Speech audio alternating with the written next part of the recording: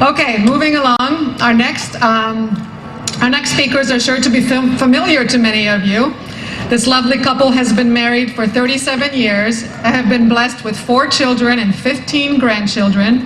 Many of you will have seen them on their show on EWTN called At Home with Jim and Joy. I had a great pleasure of being on that show last week. Their voices reach 230 million television households in more than 140 countries. Not alone do they teach and offer hope, they also are in the trenches. Currently, Joy serves as Executive Director and Jim as Director of Development at Her Choice Birmingham Women's Center in Birmingham, Alabama. The Pintos mobilize every resource possible to encourage mothers to choose life, to protect children at risk, and to offer post-abortion healing. Ladies and gentlemen, Jim and Joy Pinto.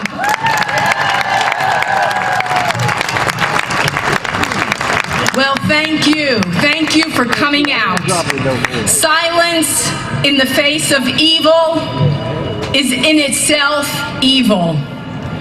God will not hold us guiltless. Not to speak is to speak. Not to act is to act. And that's a great quote from a martyr, Dietrich Bonhoeffer. I want to bring to you one of the great heartbeats of the pro-life community. Pregnancy medical centers, pregnancy resource centers all over this country. There are about 2,000 of them. And every single day, we lift the veil of deception. We get to share with these beautiful young women and men who come into the center scared, full of anxiety, hopeless, and confused. And they've been told the lie from the pro-abortion community that abortion is their only option. And yes, there is a war on women, but we are not declaring the war. We have come to set women free. Because just like Rebecca stood here before you, she too was told a lie. Rebecca, there's no turning back when you take that first pill. And I've met with girls who've taken an abortion pill, and their fear is, oh my God, what have I just done? And they go home and they deliver dead babies in their home. The abortion industry wants it removed from them and to put onto you, the consumer, so that you would remove the product. It's not a product, it's a human being. It's been given a life, it has a soul, it has human dignity, value, and worth from God Almighty.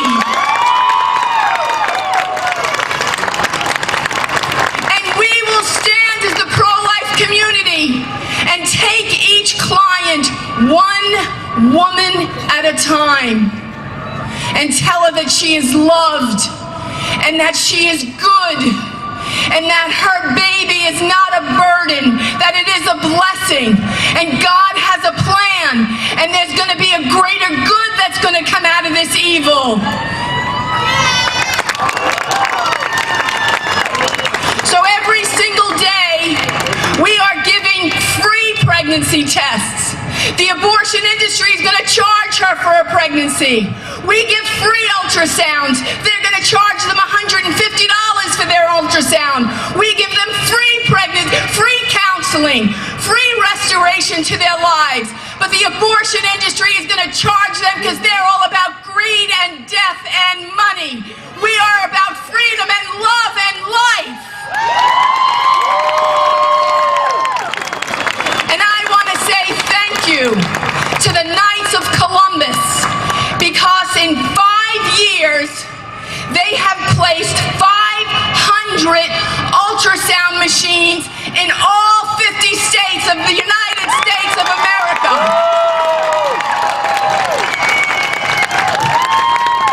And ultrasounds save lives. I had a client who came into my center on Monday. She came in for her 5th abortion.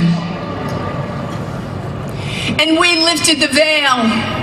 We revealed the truth. She got a window to her womb because when she went to the abortion clinic, they never showed her the ultrasound. They never let her hear her baby's heartbeat, and all they wanted to do was take her money and send her a sailing. So let us, as a people of life, say yes to love, not to selfishness, yes to life, not to death, yes to freedom, not to enslavement, and yes to God, who is for love and life, and He will not disappoint us. Let us say yes. And let us say yes to God, who is the living one and the merciful one, and pregnancy medical centers around this country do post-abortion counseling. We are telling the women, you can be forgiven and set free. Come inside, our doors are wide open. You surrender your secret and let the God of mercy and the God of love repair and restore and heal your soul. That's the pro-life movement.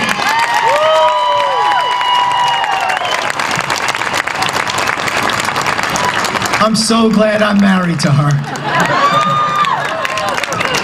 Well, the other day, as we were leading our march, getting ready for our march in Birmingham, Alabama, I spoke to a media person, and his question to me is very relevant to our gathering today, to the Walk for Life, and to each one of us. This media person asked me, why is this so urgent today? Why is it urgent today? And it was like somebody stuck a lure down into my soul, and my soul latched on to that lure.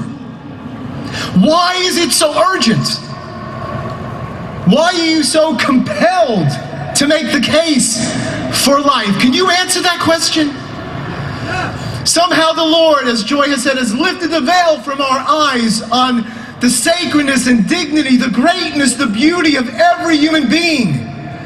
Somehow we have come to see that in every face is the face of God, as a wise man said, veiled and in a riddle. God has changed the way we see, and we are changed. Why is it urgent, he asked me, and I was sitting in a crisis pregnancy center, and I thought to myself, because I can hear a heart beating through my wall. And if we don't reach that mother, that baby's heart will be destroyed. Why is it urgent?